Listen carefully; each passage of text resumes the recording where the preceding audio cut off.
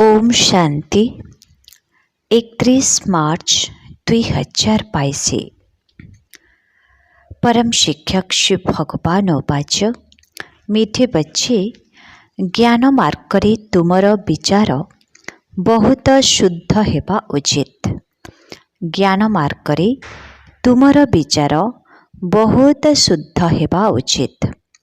अविनाशी रोजगार रे जदि मिछ कहिल, किछि ओलटा कर्म करिल, तेबे बहुत क्षति होई जीव। आजिर प्रश्न, जेउ भाग्यवान पिलामाने उच्च पद पाइबार योग्य अटंती, सेमानंकर लक्षण कौन थिबो? जेउ भाग्यवान पिलामाने उच्च पद पाइबार योग्य अटंती, सेमानंकर लक्षण कौन थिबो? उत्तर, सेमानंक द्वारा कौनसी भी खराब काम हेबो नाही। यज्ञ सेवारे सेमाने निजर सर्वस्व समर्पित करितबे। सेमानंक मध्यरे कौनसी प्रकारर लोभ नथिबो। दुईरे, सेमाने बहुत सुखदायी होइथिबे। तांक मुखरु सदा सर्वदा ज्ञानरत्न ही बाहारुथिबो। सेमानंक व्यवहार बहुत मधुर होइथिबो। तीन, सेमाने एही पुराणा दुनिया को देखुथिले मध्य जेपरे देखु नथिबे।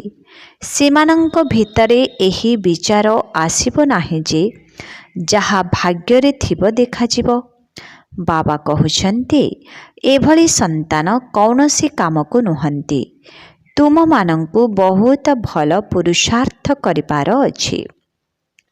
गीत हमारे तीर्थ न्यारे हैं। ओम शांति। एहा भक्ति मार्गर गीत अटे। तुमे माने जानिछ जे एहा आमर ही महिमा हेउछि। भक्ति मार्गरे महिमा गायन करा जाए एवं प्रार्थना करा जाए थाए। ज्ञान मार्गरे प्रार्थना एवं भक्ति करा जाए नाही। ज्ञान अर्थ हेउछि पाठ पढ़ा, जेपरि स्कूल रे पाठ पढ़ी थांते। पाठ पढ़ारे लक्ष्य उद्देश्य रही थाए। आमे एही पाठ पढ़ी अमुक पद पाइबो, एही काम करिबो। आउ केही तो किपरि ठकामी करी पैसा रोजगार करिबो ए कथा शिखी थांती। पैसा पाई बहुत लोक ठकामी करि थांती। एहा को मध्य भ्रष्टाचार कुहा जाए। लूट मध्य करि थांती। सरकारी धन चोरी करि थांती। धन रोजगार करंती निजको ओ निजर पिलामानंकु सुखी रखिबा पाई।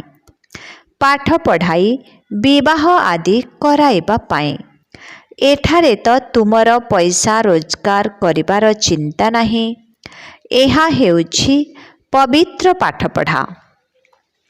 गृहस्थ व्यवहार रे रही मध्य पाठ पढ़िबा उचित।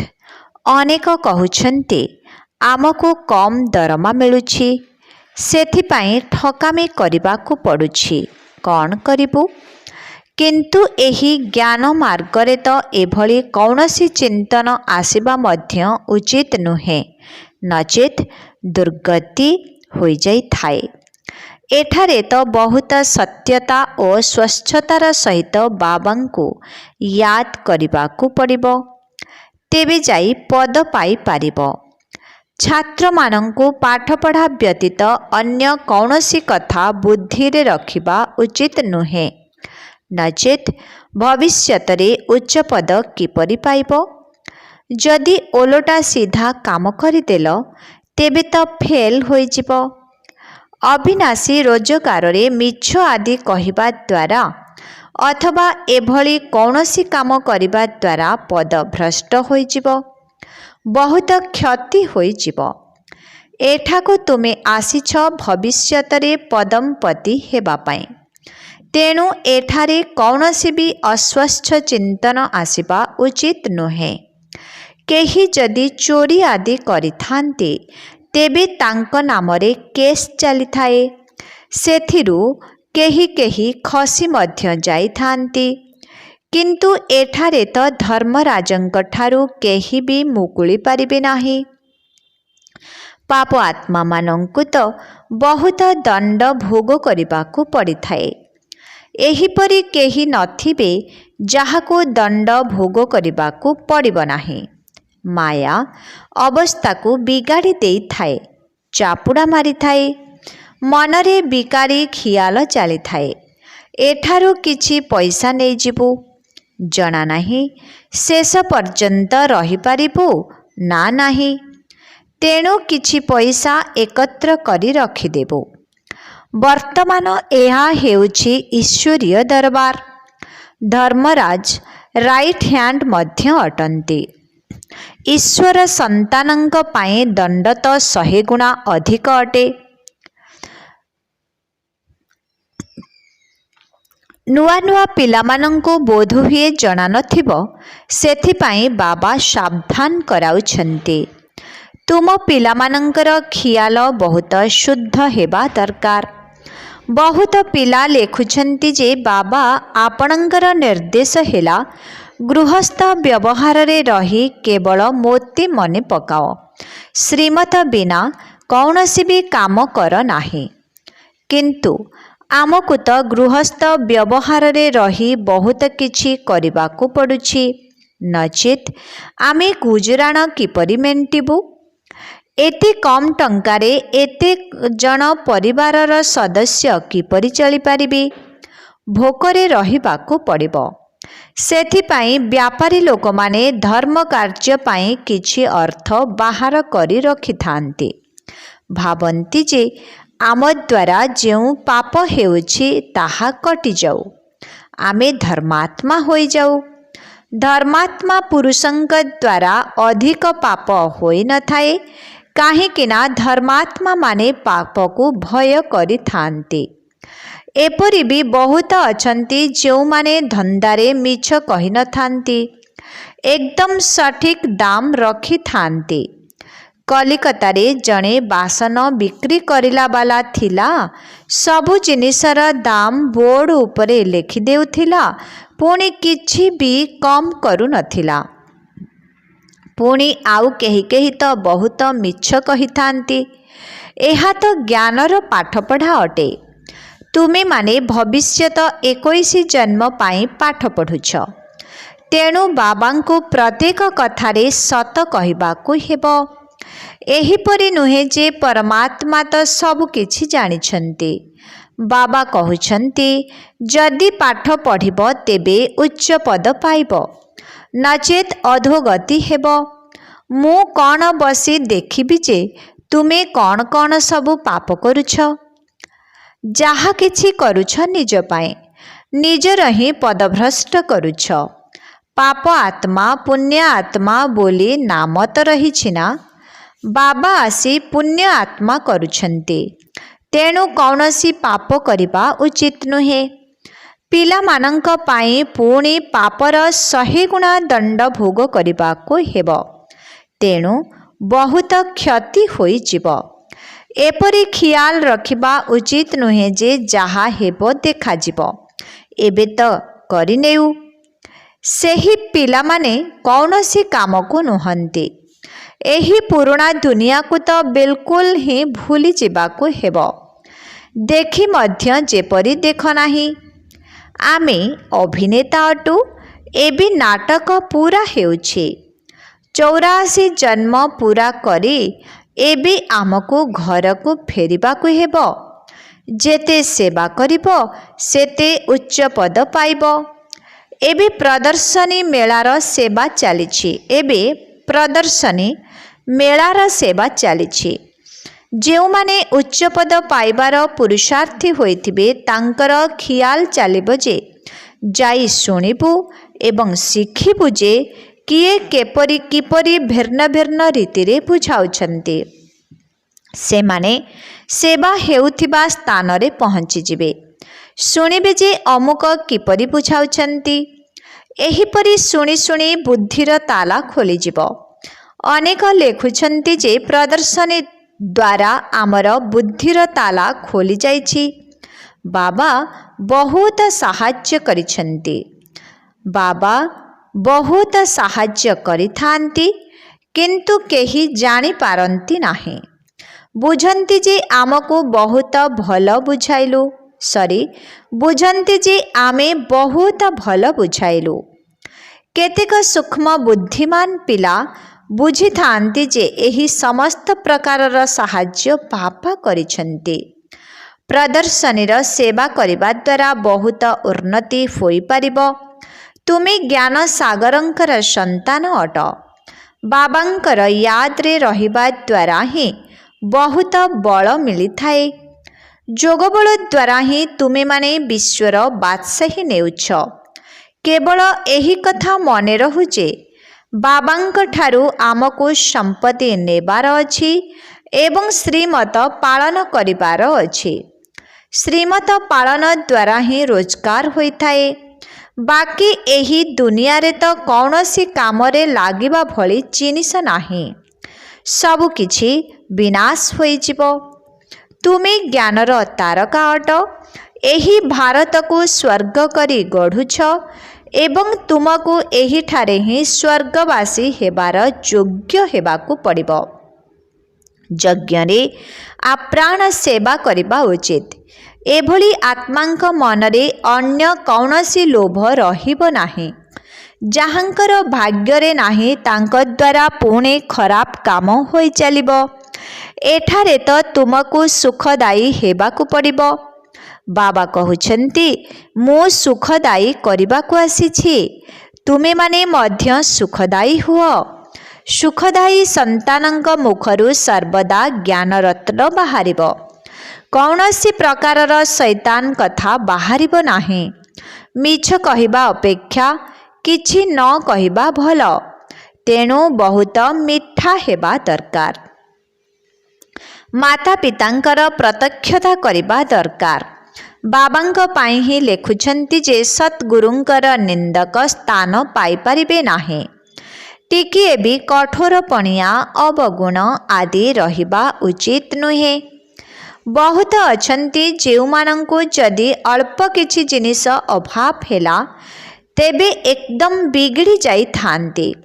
किंतु पिलामानंकु एहा एक परीक्षा बोली भाबी शांत रहिबाकु हेबो।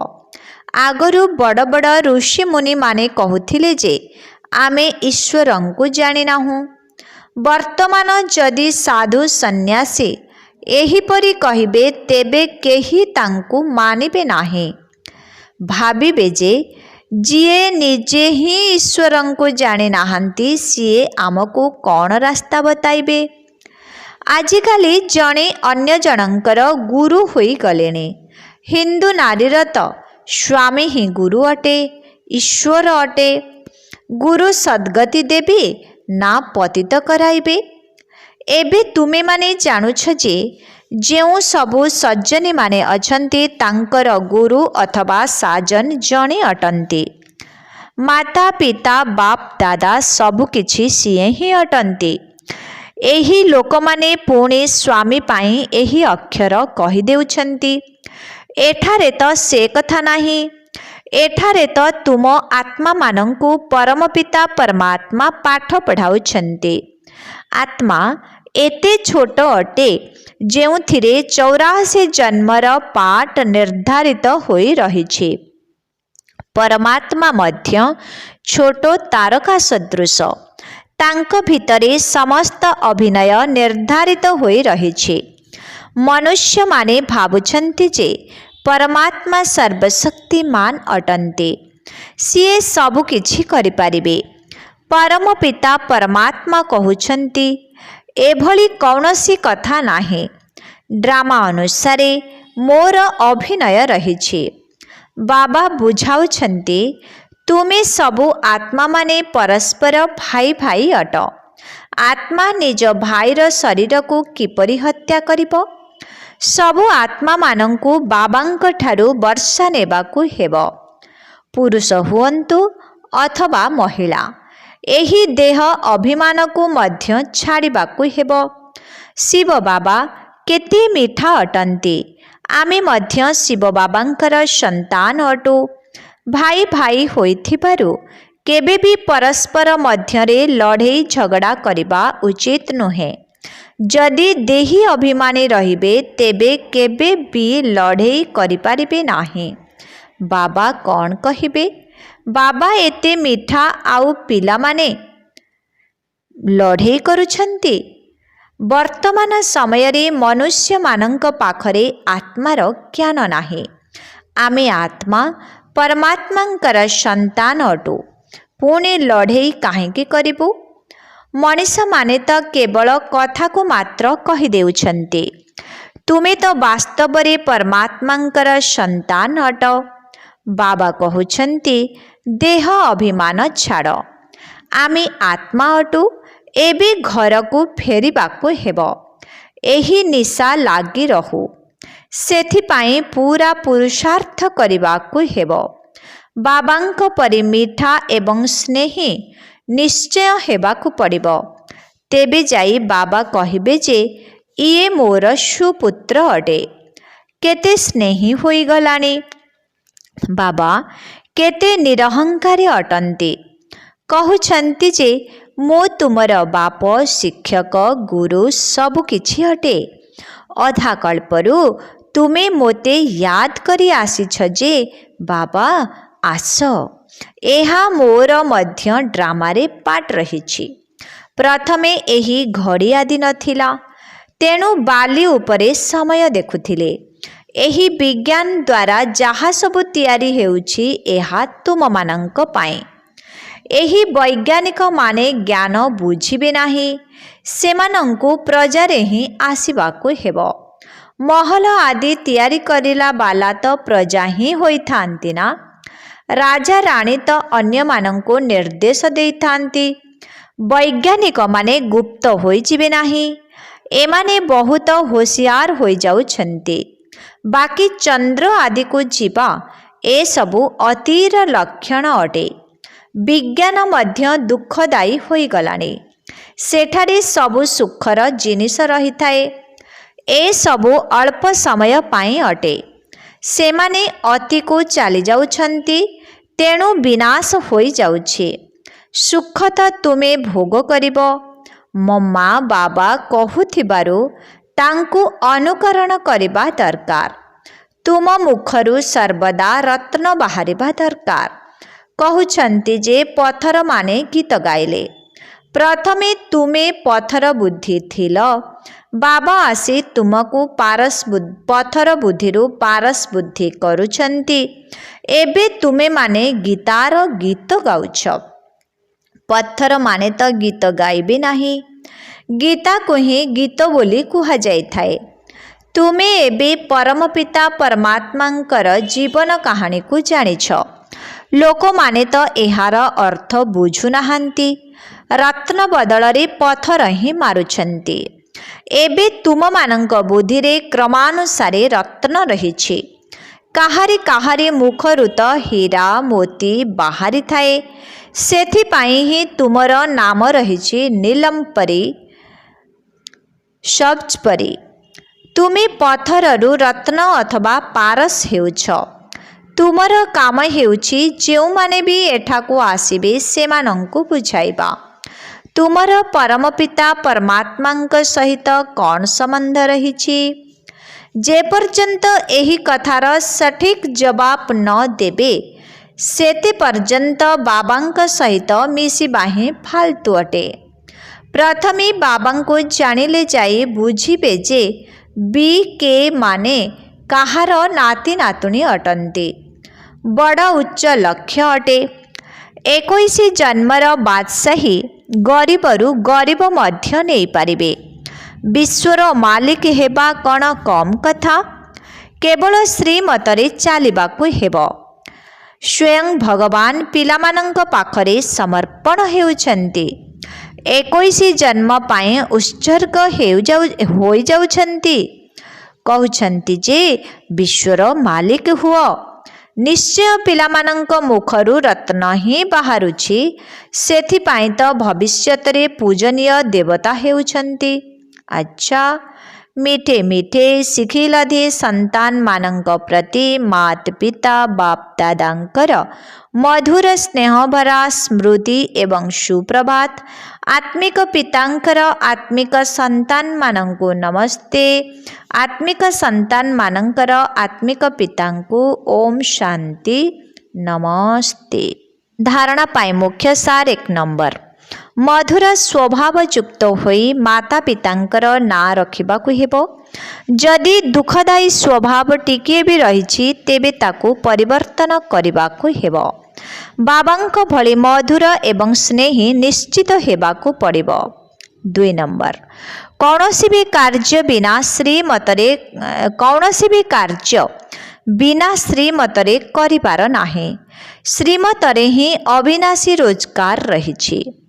आजिर वरदान ज्ञानवान होई प्रत्येक कर्मर परिणाम को जानी कर्म करुथिबा मास्टर त्रिकालदर्शी हुओ। त्रिकालदर्शी पिलामाने प्रत्येक कर्मर परिणाम को जानी कर्म करि थांती। सेमाने केबे हेले एभली कुहंती नाही जे हेबा तो उचित नथिला सेमाने केबे हेले एभली कुहंती नाही जे हेबा तो उचित नथिला किंतु होईगला। कहिबाकु चाहू नथिली किंतु कहिदेली।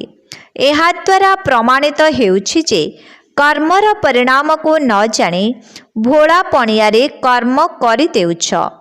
तेबे भोला अर्थात सरल स्वभाव हेबा तो भल कथा हेले अंतर भितरे भोला हुआ किंतु कथा कहिबारे बा कर्म करिबारे भोला हुआ नाही।